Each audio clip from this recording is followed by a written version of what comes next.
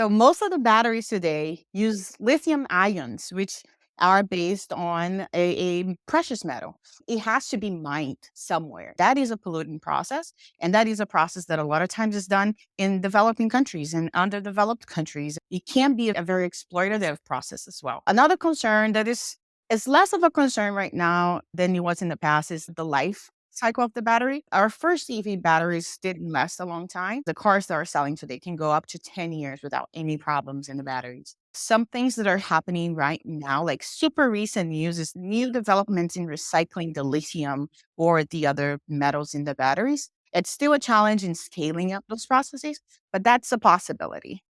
The other part is the grid.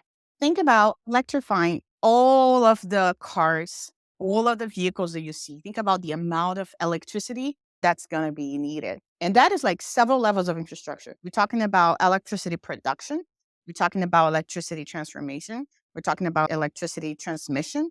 I mentioned in the previous post, the transmission of electricity is a big challenge in the US because we have three very distinct grids that don't communicate with each other. So we have the East, we have the West, and we have the Texas grid. We need to make sure that we can communicate the electricity and that we can provide enough electricity. And then we can actually have a sustainable grid that is not going to bulk under the pressure of a extreme weather event, for example. On top of the electricity for people who have their EVs, they also need to have the infrastructure of actually charging their cars.